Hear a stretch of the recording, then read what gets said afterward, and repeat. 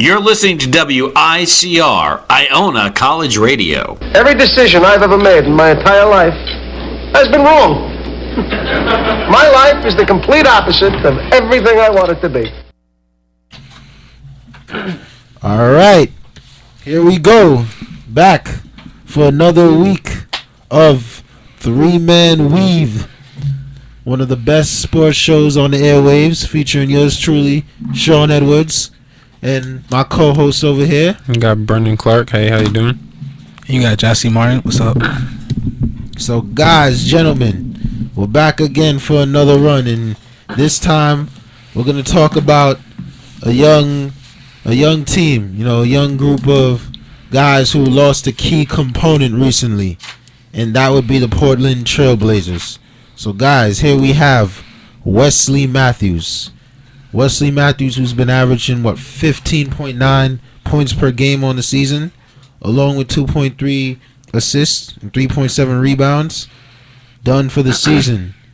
MRI confirms that Wesley Matthews has sustained a ruptured left Achilles tendon, and it's over for him, at least for this season. So now the Blazers have to rebound from this, and the question is, how can they basically gather themselves from this and look forward? So I'll open the floor to you guys. For me personally, the Blazers, they did lose a key component with Wesley Matthews going down, but they have to take a page out of the Clippers book, just like when Blake went down.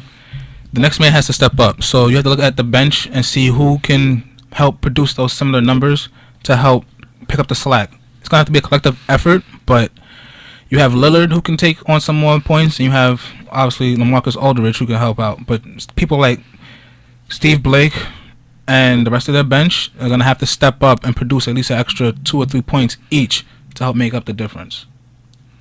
I think when I look at Wesley Matthews and what he could do for the team, he could really spread the court with his three ball. Coming to the All-Star, before the All-Star break, he was one of the top people shooting threes for the team, and really helps the team stay up to par and stay relevant.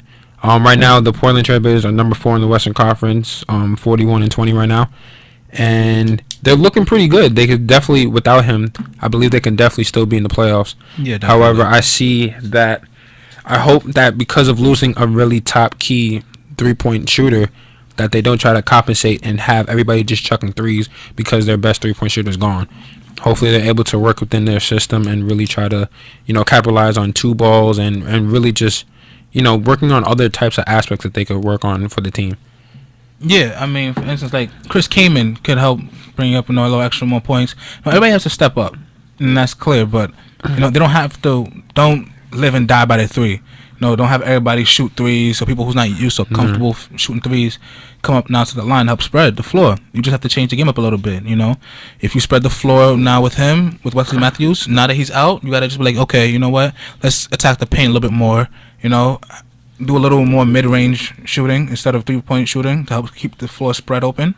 Yeah. But other than that, no, they shouldn't be forcing threes. No. I mean, when I think about it, what saves the Blazers this season? I believe they're 3rd in the conference right now. 4th. Oh, they're 4th. Okay. Well, what saves them this season, at least for the remainder, is basically their trade deadline moves, because they have a guy they can plug in easily in Aaron Aflalo. Oh yeah, that's right. I totally forgot about him. True. That's right. Yeah, a lot of people would forget, and when you look at it, I mean, his numbers and Wesley Matthews' numbers are pretty much the same. If you look at it, Matthews, he converted 37.8% of his jumpers as compared to Aaron Aflalo's 37.4, which is really 0.4 of a difference. You know what I mean? Same time. So they're both really accurate. I mean, Wesley Matthews is more accurate of a 3-point shooter on the season. With 38.9% over Aaron Aflalo's 34.5%. However, Aaron Aflalo has been knocking down 41.7% of his threes ever since arriving in Portland. So it's like he's adapted to the system well. I mean, I believe this is the first time in his career where he had come off the bench. So asking him to step into a starting role now in Matthews' absence is really nothing new for him. Nothing he can't, not even transition into, because he's been a starter his whole career. Yeah. Yeah, he'll feel comfortable. Yeah, being a sixth man is like a huge thing. I mean, the only person I could think of really being sixth man and really for working is Manu Ginobili. But I think that if Aaron Aflalo could really say, okay, because you said that he'll be a sub, right, coming off the bench for the team. Yeah. Yeah, so I think that if he learns how to play his role, he's on a new team. They're coming off in the middle of the season. With some players, you don't entirely have a right to really try to start, especially off of a trade. I wouldn't say entirely like, oh, I'm this type of player, start me. This person's hurt, start me. But I think that he has to work and just get his comfort level. Of course, he's shooting fantastically. I mean, that's a great plus for after losing Wesley Matthews. It would be really crazy if they were both, both healthy and they were both doing damage at the same time, because you're having like the same person on the court twice. It's like you can never get tired of that player and their efficiency on the court. But hopefully with Aaron Aflalo, I see that he really elevates his game, as in like elevates his game with the team, and doesn't try to go out of it and really tries to like chuck shots or do anything too crazy to overcompensate that Wesley Matthews isn't there. Or try to like outdo Wesley Matthews what he did before in Portland, so he could probably get a starting role in the long run. Exactly. Hopefully not. Exactly. Just playing with the team and everything. Yeah, but I really like Aaron Aflalo. I always liked his game. I like what he does on the court. I like his the way that he plays. I just like a lot about his game. Very scoring guy. Very low key. You really don't think of him as a person that you would like look at for like great, guards. You're not the type of person you think of all stars, but he is that quiet guy. I like him. I like him a lot. Yeah, I mean, I wouldn't want to see him really be a starter yet, only because besides the whole trade issue, is the fact that if you take Aaron Aflalo off the bench and make him a starter, you lose some of the energy and the points that bench will have. The bench, he comes off the bench and he provides a lot of energy for that group of people, those group of guys that come off the bench. He helps produce production, helps spread the floor for them. And if you take that away from their bench, now you make their bench weak. And that's the whole point of the trade. The point of the trade with the Nuggets was to actually make them stronger on the bench. And if you take that piece out, you make the bench weak again. And now teams are like, okay, well, we know only a few of them are going to score. We can actually just attack them and destroy their bench. And that's not what you want. So I just think it's going to have to be like, okay, make somebody else the starter. Maybe do a Steve Blake possibly as a starter. Have him come be like a complement with Lillard to be the two guards and play off each other. But don't that make them like smaller? It would make them smaller, but the fact is, Steve Blake is not gonna. He still helps them spread the floor, but you can actually also put him back at the point guard position, like take Lillard out the game, put Blake in, have Aaron Aflalo come off, because you don't want Aaron Aflalo to start and then the bench struggles again to score, because that was the problem before the trade, that the bench did not score enough points and everything was left on the starters. So if you put Aaron Aflalo back in the starting, or put him in the starting lineup to replace Wesley Matthews, then the bench goes back to being weak like it was before, and then everybody's struggling to score and produce. So you're saying that the one thing that Portland needs to do is not have Damian Lillard and Aaron Aflalo play together until at least the fourth quarter. Yeah, basically. So, yeah. Okay. Crunch time. Then you put both of them together and let them go crazy. Yeah, that makes sense. Yeah, to just really spread the floor. Because I do like Steve Blake too, but I see him as I don't know.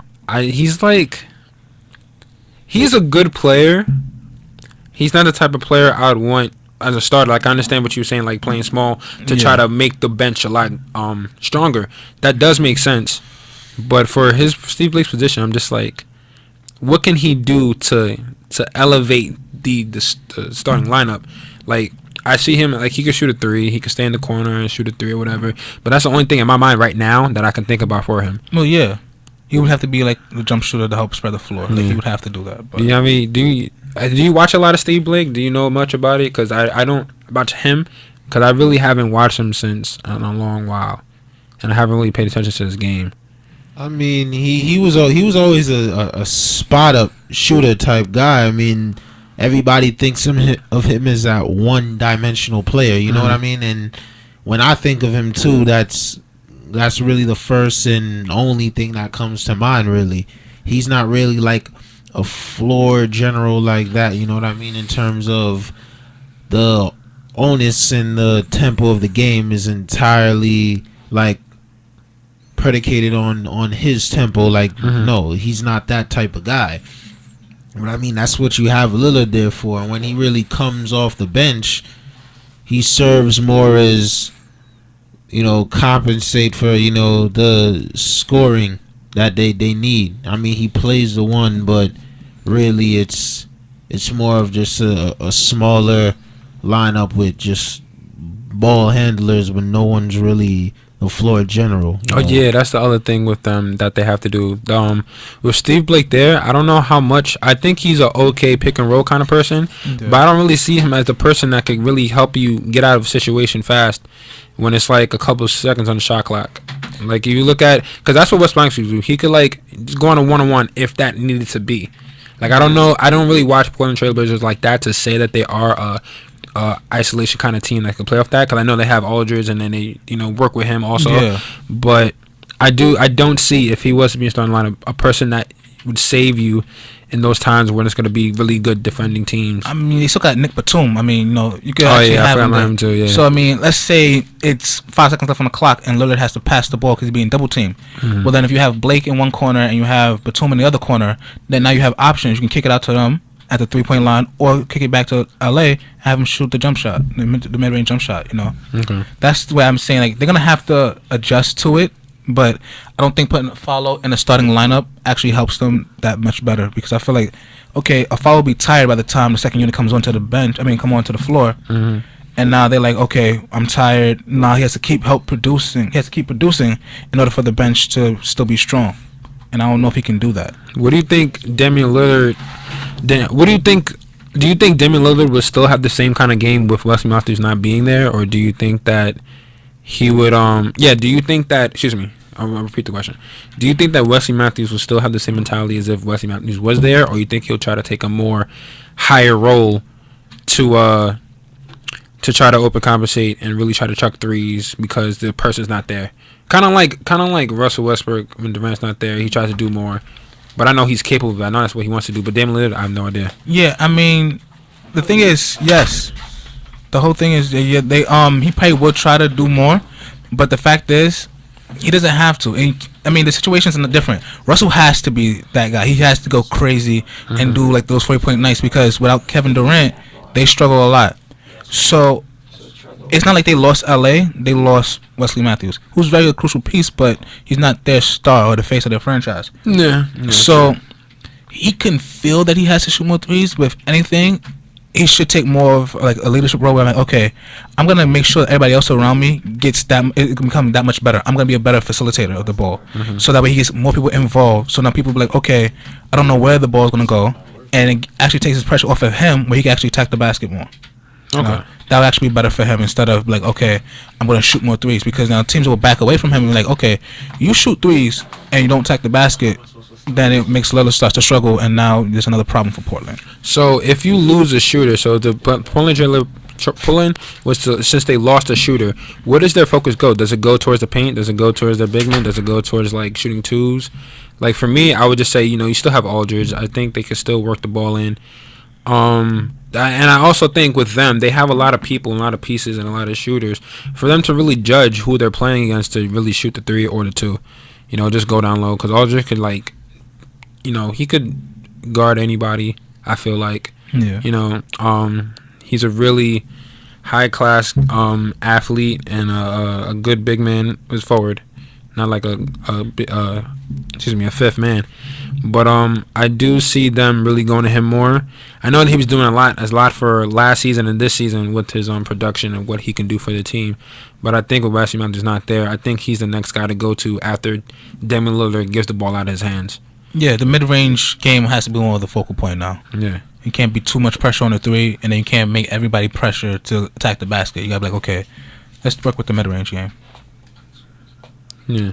So when you think about with Wesley Matthews, do you think that no matter of fact, when you were talking about how with Damian Lillard, how I mentioned the question with Damian Lillard, like where's his where his position and where his mind is gonna be at since he's not there. Kind of like Russell Westbrook, because I know that's the next thing we're gonna be talking about. Do you see? How do you see Wesley Matthews coming back? He's another excuse me. Okay, sorry. Wesley Matthews is another person who is out for the season.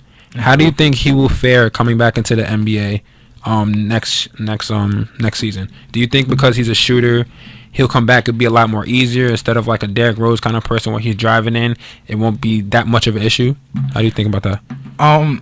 Actually, it's actually a good thing. It's like almost like how Kevin Durant said, you know, it gives you a chance to sit down and view how the team plays, you know, and you're like, okay, him as a shooter, he could sit back and be like, okay, you know what, I can really study Lillard's game, Batum's game, Aldridge, everybody's game. Like, you know what, okay, when I have to play with these guys, he likes the ball in a 3-point line in the corner.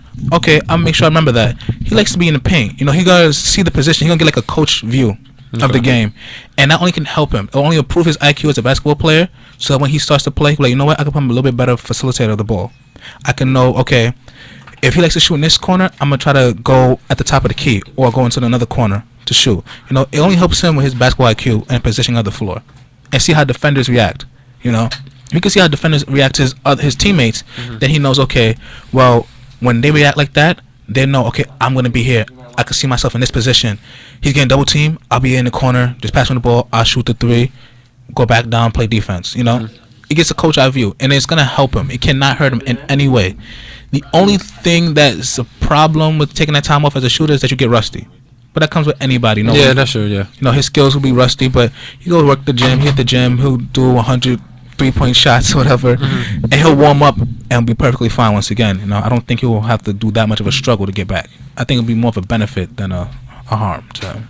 A benefit for him to improve his IQ, his basketball IQ, so that he'll be like, okay, you know what, I understand this injury, I know how to get through injury, I see how my teammates play, I can play better with them, and then he'll be like, you know what, I am rusty, but I work on my jump shot and get back to it. Okay. You know, and even with the ruptured Achilles, there's things he still can work on his game that doesn't require him to be on his feet. You know, just like his basketball IQ, study of film, the game, you know, everything mental, improve his mental aspect of the game. It's only gonna help his game better. So, I don't think the injury is that bad.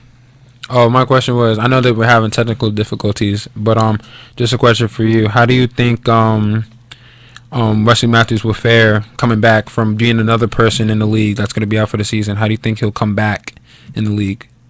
Well, I think when he comes back, you know, he'll definitely have to undergo, you know, a transition in terms of, you know, getting back to his ways. You know what I mean?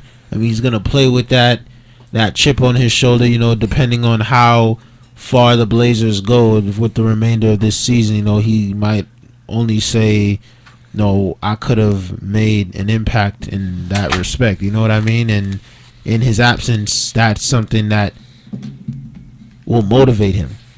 Wherever they go now, he'll know that with him they could have gone that much further. So that's one way I feel like, in like you said, Jassy, in terms of studying film and, you know, just getting that mental aspect of your game, you know, locked in. I feel like it's definitely gonna show when he gets back. Yeah, you know? yeah. I mean, like I said, it's gonna show the teams. I'm like, we wish we had him. Just like the Clippers, when the Clippers gonna play in the playoffs, they're gonna be most like they wish. Oh, I had Blake in this position, or whatever. And even regular season, they thought the same thing. But they have to have the mentality, like, you know what, we don't have him, but we cannot make that an excuse. We're gonna have to still go out there and produce. For instance, when the Rockets lost Dwight Howard this season, he's not out for the season, but still, when they lost him, James Harden's like, you know what, we did lose him. That's sorry. I'm sad for that, but I'm going to step up. You know, Russell saw when Durant went down, he's like, you know what, it's time for me to step up and prove that I can help lead this team and carry the team until my boy comes back. That's the only mentality they have to have. They have to have that same mentality, like, you know what, next man up, let's produce, let's get this done. That's what they have to do. Yeah, and I think it's going to make for more of a core, because they're only going to get better in his absence, you know, because Lillard is going to have to play more. You know, Aldridge is going to have to play more. They're both going to have to play more minutes, you know, and upon logging more minutes, they're gonna have to put in that much more effort. In terms of their scoring is gonna go up in other aspects of their game, like things that Wesley Matthews did in terms of that perimeter defense. Lillard's probably gonna have to be that much better of a perimeter defender. So those are some ways where his absence is gonna mature others' games, and then when that happens and he comes back, that's just gonna be extremely beneficial. I mean, their defense, I don't feel like is gonna lack that much, especially on the perimeter. Oh no, definitely not. Batum is still one of the best defenders. You know what I mean? And even from an offensive standpoint, they force the ball in the post to Aldridge a lot anyway. You know what I mean? Kicks it out. There's still a plethora of perimeter shooters who can knock down open shots if need be. Regardless if Matthews is on the court or not. And in that pick and roll defense every time with either Lillard or Batum being the primary ball handler, it's going to get them either, open 3-point look, drive to the lane, or just dump off to Lopez or Aldridge, who can both finish it at the lane. So, yeah, definitely. Yeah, so for us to not keep talking in circles, I'm gonna have a fourth person come in. So you have a fresh mind coming in talking about the Trailblazers and what they think. Right now we have Rob Joasilis coming in, so he's gonna say his thoughts. Go ahead. Just say your thoughts. Alright, how you guys doing? Not bad, pretty good. Having some technical difficulties over here, but we still just moving along. So, as long as we're still on the airwaves, we're still gonna, take advantage of every moment. So, being that you just stepped in, I'm gonna pose the same question to you that I did to Brendan and Jossie, which is basically, how do you think the Blazers are gonna fare for the remainder of this season in Wesley Matthews' absence? Well, they picked up Aflalo, which could do mostly anything that Wesley Matthews could do to a lesser extent. So they got a guy who could fill his role almost all the way, and they got talented players in that squad that could help fill his role for the most part. And that's why I think they'll probably finish around 4th, 5th maybe. Yeah, right now they're currently 4th. That's what Brendan was over here telling me. So, do you feel like they'll drop? Because that's a good question. No, that Aflalo pickup was just an ingenious one. Oh yeah, it was definitely. So you think they'll finish with a better record than the Clippers? It's a tough question. I don't know. Because both teams suffered a big loss to their starting core.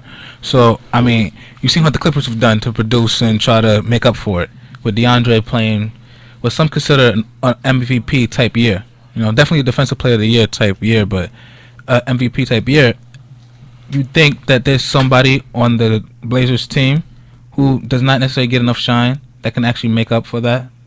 Besides, I understand Aaron Follow plays a similar game and can produce the similar numbers. Yeah. But if you take him and put him in the starting lineup, does that weaken their bench? It's a tough question.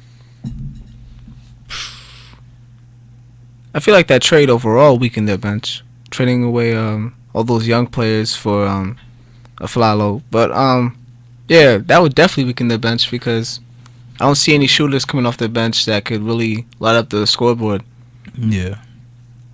Yeah, we got Steve Blake. He's not outstanding like you said, light up the scoreboard. He's not gonna come in and do that for you. But he will hit some shots for you nonetheless. And what who else they have? They still have Darrell Wright. Darrell Wright, I believe, is still on the roster. Yeah. CJ McCollum, who wasn't really getting any burn, who's actually seeing the court now in Wesley Matthews' absence. So with him being back in the rotation, he should get more playing time. Yeah, exactly. But back to the question you asked about whether they'd finish higher than the Clippers. I don't really see them finishing higher than the Clippers because you see in Blake Griffin's absence, like you said, people stepped up. They've been winning games. The Blazers lost a game a couple days ago to the Timberwolves. where Rubio just torched them. Okay. Wesley Matthews could have probably slowed him down a little bit. Maybe he wouldn't have that big of a night. Okay. So you think they could possibly drop to a 5th seed, possibly?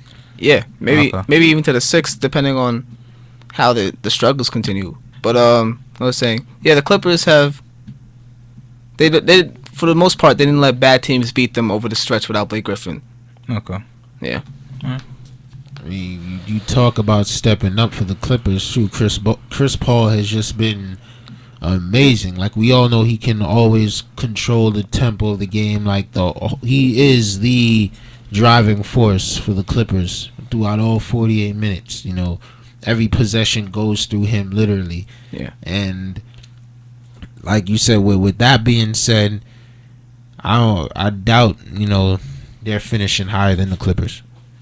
I'm not sure where the Clippers are at this current moment. I believe they are the 6th seed. I believe they actually may be the 5th. They're either the 5th or the 6th seed. But I know they're climbing up the ranks. And honestly, I think they probably finish 5th if they're not 5th right now. And also remember, San Antonio. Even though San Antonio's had their struggles, San Antonio could actually possibly move up a seed or two, depending on, especially with all these injuries. You know, they've had their struggles, but you know, depending on how Portland suffers, they can fall out. You know, the Pelicans is making a strong case to make it into the playoffs.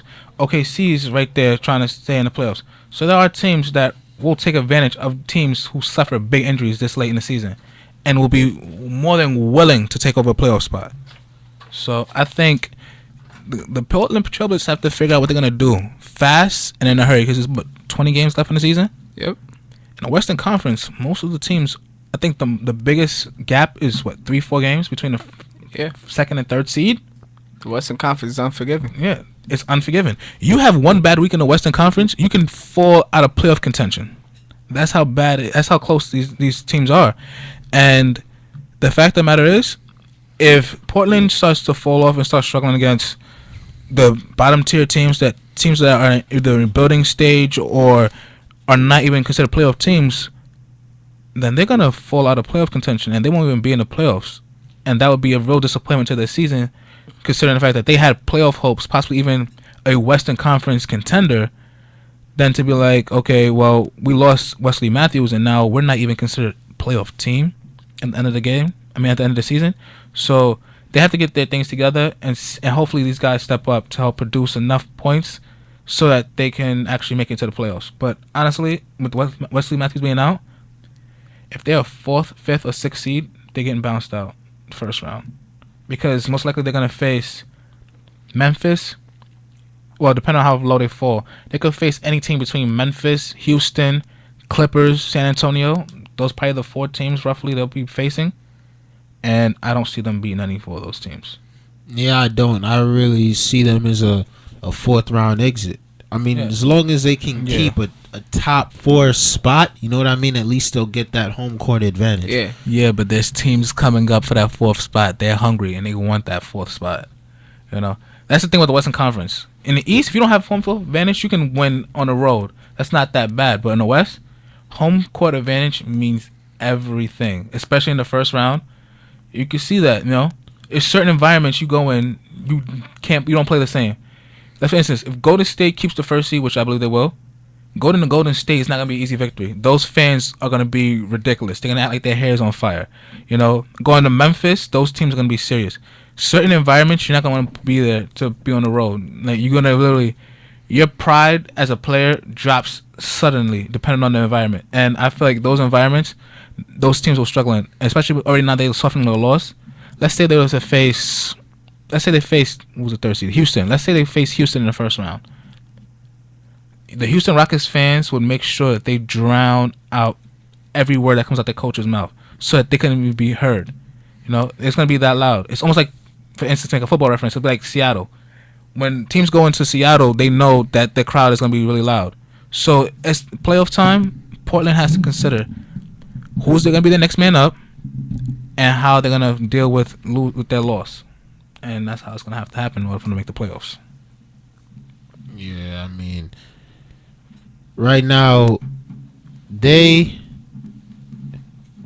basically have to keep that 4th spot if they even want a fighting chance. You know what I mean? Not saying no, we can't act like right now they're in a state of peril right now just because they lost Wesley Matthews. I mean, I personally feel like they have guys that could plug in and compensate for that due to their trade moves. And with that being said, they can keep the fourth spot, and if they do, they can have a fighting chance. Because the bottom 4 spots, I mean, you're not winning 3 straight playoff series on the road, not in the Western Conference. You know what I mean? Unless you could possibly, if you're not 8th, you know what I mean, you can possibly get home court advantage in another series going forward. Because upsets might happen where the lower seed will beat an upper seed. Yeah. And I mean, even the 8th seed. Don't sleep. If OKC is the 8th seed and at the face Golden State, which is a dream series for me, I would actually love to see that in the playoffs. Firepower in that series. Exactly. Firepower. Those tickets will be sold out. But I don't see certain teams. I think in the West, you can't say that if you're an 8th seed that you're gonna automatically be bounced out the first round. And I don't see that. There's teams where they're in the lower tier of the playoffs teams, but they could actually beat some of the top teams in a 7-game series. It's possible. It's not like in the East. Okay, whoever the top 4 teams are, they're gonna win their first round. Let's see what they do in the second round. But in the Western Conference, you could be an 8th seed and you could make some noise in the playoffs. I'm not saying we'll make it all the way to the NBA championship series, NBA finals, but you could actually make some noise. You might even actually win the first round. So we'll see how that goes, because OKC, if they're the 8th seed, they're no team to sleep on. No team's gonna want to face them at all. Yeah, you're right. And with OKC, I think it's about time that we just move on to the other segment. Technical difficulties. We don't want to be sitting here talking about the Trailblazers for 30 minutes. You know what I mean? Yeah. On the segment. So let's move forward. We got that man who, I think is the ultimate assassin. The masked man. The masked man. That man, Russell The ultimate warrior. Westbrook. The ultimate warrior, indeed. The guy who right now has been the first player since Jordan to record 4 straight triple-doubles. I mean, 5 triple-doubles in the last 6 games, just coming off his recent one against the Raptors. 30 points, 17 assists, 11 rebounds. Season average 27.4 points, 8.3 assists, 7.1 rebounds. The guy's been making a case here. A strong case. Very strong case. Russell Westbrook nonetheless. And I just want to ask you guys this. Where is he right now on your MVP ballot? I'm saying 4th. Because you can't put him in the top 3 because OKC is still 3rd seed. And I wouldn't put him in my top 3 personally because he's 2-7 when his team is 2-7 when he scores 35 or more. And you can't reward that kind of recklessness. Interesting stat. Okay. So who's the 3 players you put above Russell right now? I put James Harden number 1, Okay. Steph Curry number 2, LeBron number 3. LeBron number 3. All right. Tell me why is LeBron in your top 3? It's because of the seeding. LeBron's a higher seed than Westbrook right now. Oh, in terms of his team? Yeah, his team is a higher seeding. Even though Westbrook has a way better record. I mean, no, what's the record look like? I don't know what the record is, but I think Westbrook's team has a better record.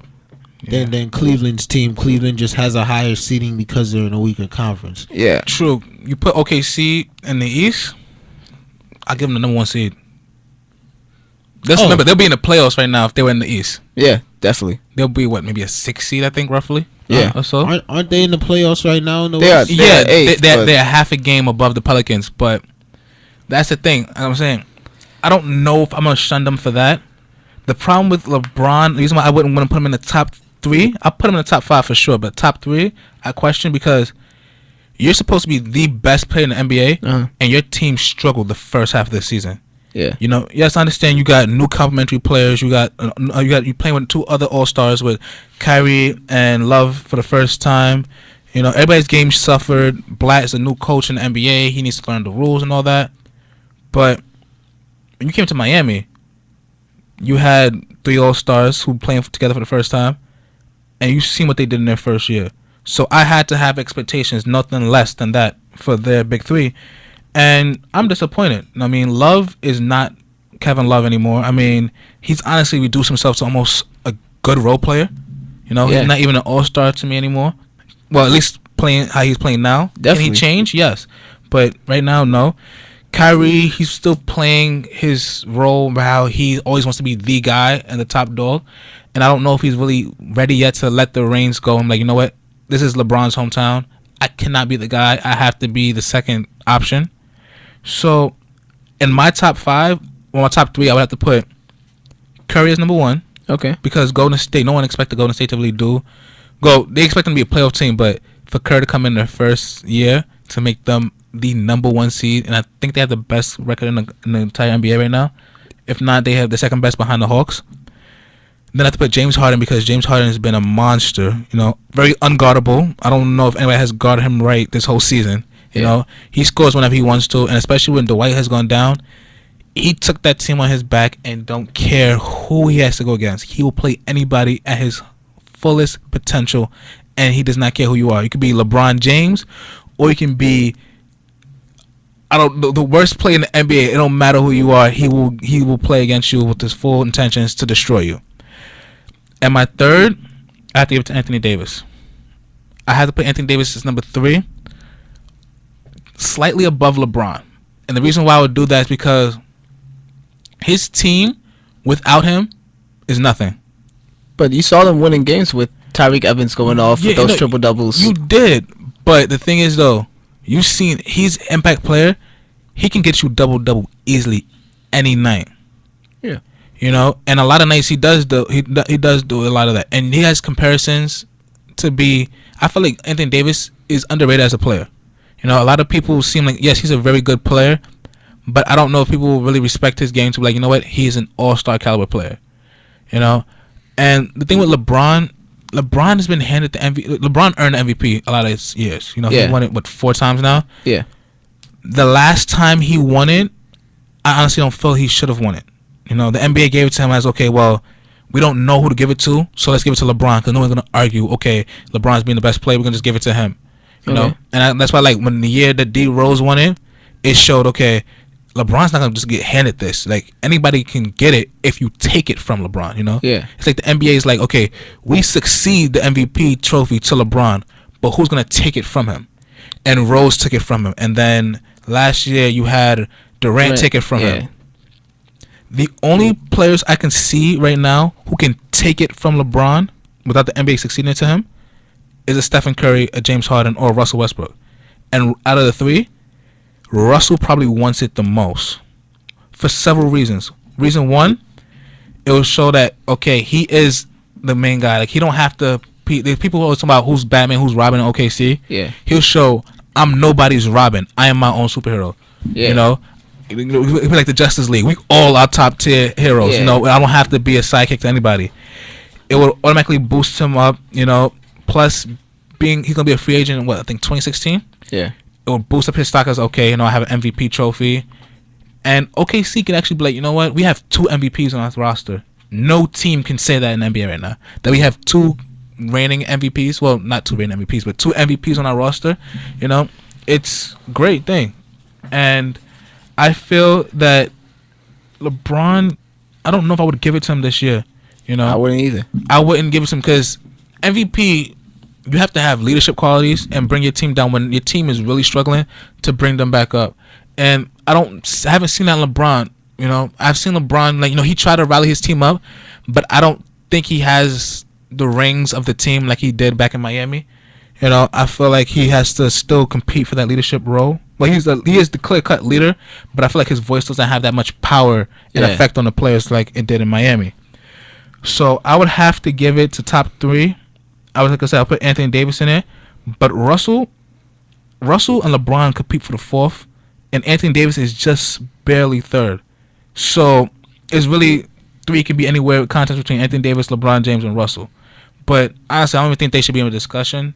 I think it really has to go to either Stephen Curry or James Harden. Definitely. If either one of them don't get it, they got cheated, and the NBA cheated not giving them it. They deserve it. One of the 2 deserve it. I mean, it's a toss up. Sure, you don't want to, give Westbrook or basically give him the number one consideration for the MVP based off of, a span of 6 games. But, like you said, LeBron not in contention because, he's missed a lot of games. Russell missed quite a few games, in the beginning. Yeah, in the beginning. Yeah, so, in the latter part of the season, right now, it's Russell Westbrook has looked like the front runner. But overall, when taking into consideration what's transpired as a whole throughout the whole entire season, it's the toss-up still between the two leading go-getters. Yeah. Steph Curry, of course, and James Harden. And if you were to base it off of those two guys, who would you give it to if the season were to end right now? Me personally, I'd say James Harden, because James Harden took his game to another level. Steph Curry's putting up similar numbers last year. They're better numbers than last year, obviously, but he's putting up similar numbers. James Harden's really better in every aspect of his game. People questioned his defense last year. He said, "Now I'm gonna get you 2.1 steals." People still question his defense. I know, but now his defense is another level. It's not as bad as it was last year. People questioned his field goal efficiency. Now his field goal percentage is up. People question his other abilities, and he's getting to the line 10 times a game now. He's scoring 27 points a game now. He's running the team effectively. He's grabbing rebounds. He's just doing everything to a high level. That's a hard question for me. I'm not gonna lie. That's a difficult question for me because both Curry and Harden have great cases why they should be MVP. But if I had to give it to one, you have to give it to Curry. The only reason why I would give it to Curry over Harden is because you have to give it to the best player on the best team in the NBA. And I feel that Curry got overlooked so many years. Like, there's times where he actually should have won awards for his game, but he got overlooked. And it's the fact that, okay, everybody's seen what the Golden State Warriors, they fired Mark Jackson. Everybody's like, okay, well, we kind of worried what's going to happen, who's going to come as a leader. They see Kerr come in as the coach. And like, okay, well, Kerr probably can't raise their game up any higher than what Mark Jackson did. And you see that even though Mark Jackson didn't deserve to be fired, they became the top team in the West. And everybody was shocked about that. Like, everybody, okay, Golden State's a playoff team, but to be the top team in the West, I don't think anybody predicted that. Yeah. Especially with the coaching change. So I would have to give it to Curry, but James Harden is like 1A. Like, Curry's 1, James Harden is 1A, because James Harden put the team on his back. Like, you seen the Dwight Howard went down and he hasn't reacted any different. He's like, you know what?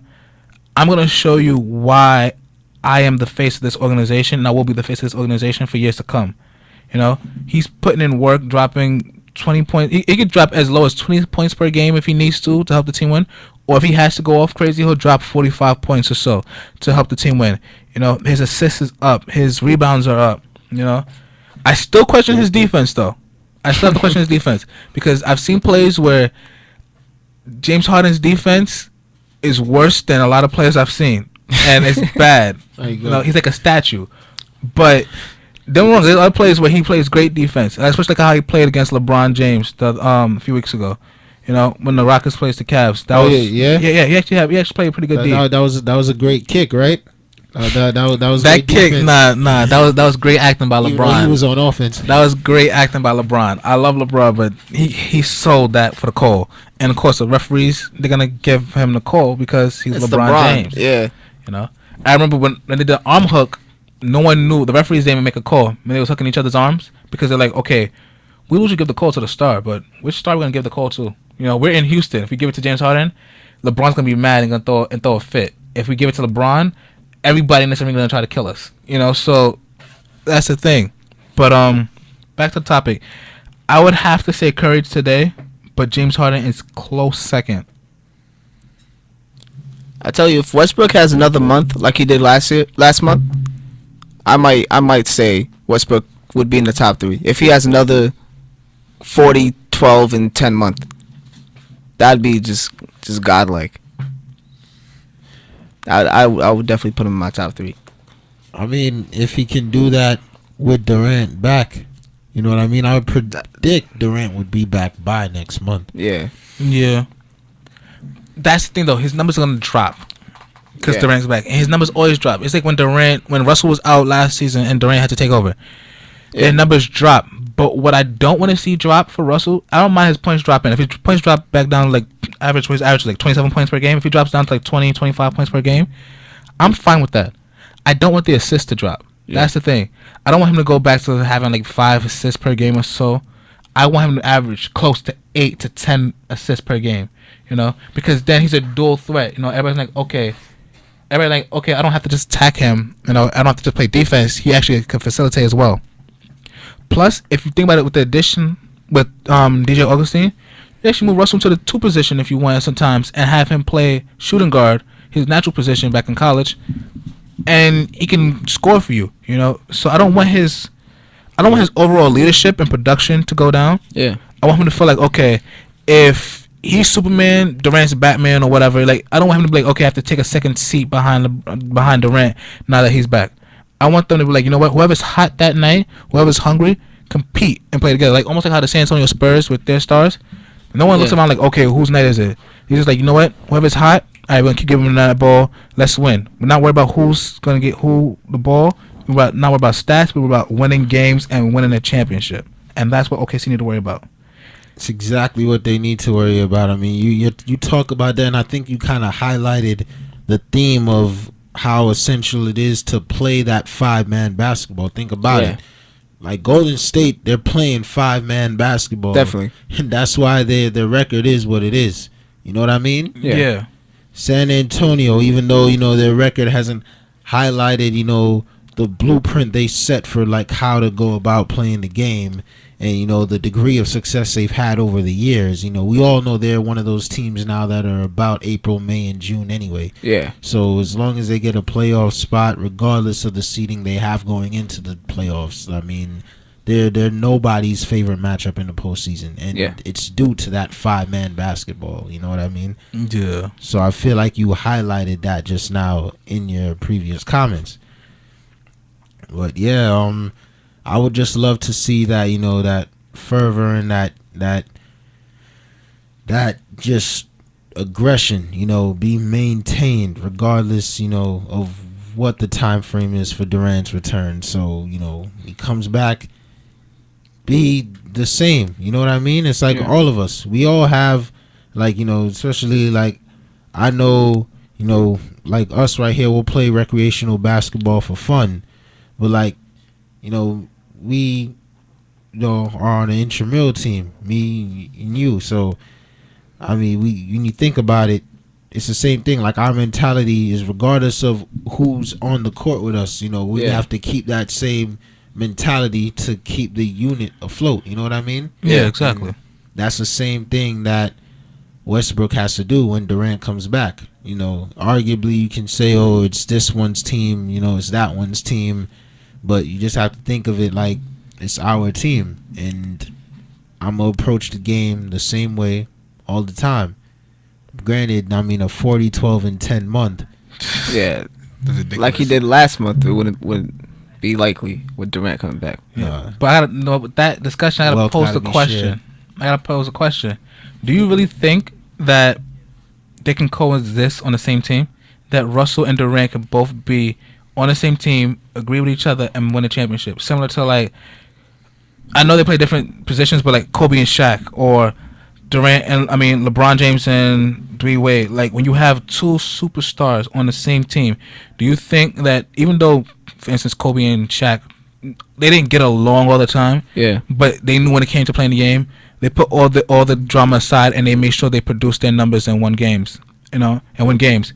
So do you think that the 2 of them can coexist together and actually become that next dynamic duo that can win a championship? The key difference, I'd say, between Durant and Westbrook and the Kobe and Shaq duo and the D Wade and LeBron duo, it would be D Wade. When D Wade was playing with LeBron, he wasn't at his best. Okay. He was on the decline. When Kobe was playing with Shaq, he wasn't there yet. Shaq was Shaq was the star. Shaq was the star. Kobe was just starting to get there. Mm-hmm. You have two guys, both at their prime, both at their peak abilities, both scorers that could do so many things for the game, that do so many things well on the court at the same time, and they're at their best right now. So it's going to be harder for them to both maintain their playing style when Durant comes back. Okay. I mean, yeah, you had a point there. You know, it's different. You know, one had to do with a player in his prime, one going out or just starting off. So I don't know if they can coexist. Maybe they need a pure point guard to play alongside Russell, and maybe it'll work out that way. Or it's more like they don't have to like worry about stepping on each other's toes. Like, okay, it's your turn to get the ball. I don't want to score. No, they have to play more like, you know what, a fluidity to their game. You know, whereas like whoever's hot, get the ball, score, and not worried about stepping on each other's toes. I think that's the thing they have to worry about the most. But I definitely think that Durant, when he comes back, if they both average about 20-25 points per game with at least around 7 rebounds each and roughly 5 to 7 assists each, Yeah.